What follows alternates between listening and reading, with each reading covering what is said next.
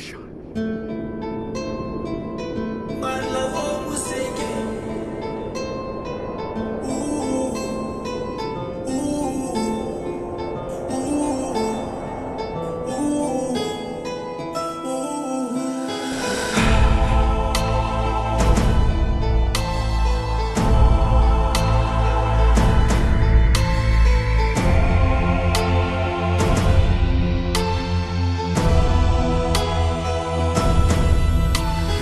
Tena luva mbola veloa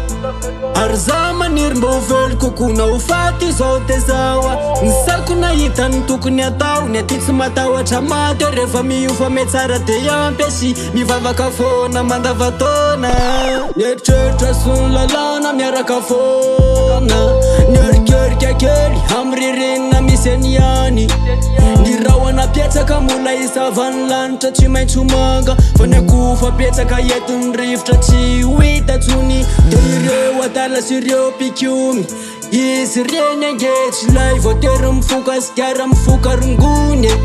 nefa misy olo masina ry le ronya fa tsainy manafaka ny olo marina sy ny temonya toiteny alova mbola veloa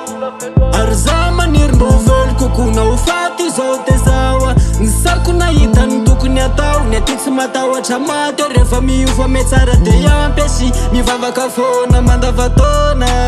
isika lefa volombelona manam-pinona tsy miova mihitsy na iniky antra iniky tona ny tena finoana hoe fa na Jehovah le masiny indrindra mila topona azy ny tena finoana toiteny alova mbola veloa ary za maniry mba ho velo kokoa na ho faty zao te zao ny sako nahita ny tokony atao ny aty tsy matahotra maty rehefa miofa me tsara de ampy sy mivavaka foana mandavatona eritreritra sy ny lalàna miaraka foana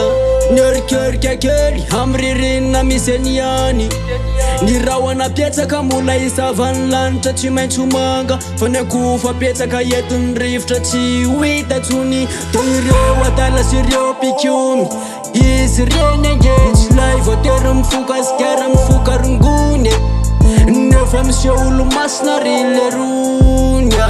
fa tsainy manafaka ny olo marina sy ny temonya vo maheno te voly sy lay mena rano aty aza miforotra loho vo meaza miroso ty andana topoy Jehova fa azy miaina jano atokiso atrandra mbola velonaina de tsy miemitsitsony na ininkidonana sy aina foy fa sano tompony aino meny rehefa tokony ilaina fa iaina nany indrindra rehefa ao amle zartainy toletany etena zay tokona gneratany sainky efa tsy misy zany fa ho avy indray androany toiteny alova mbola veloa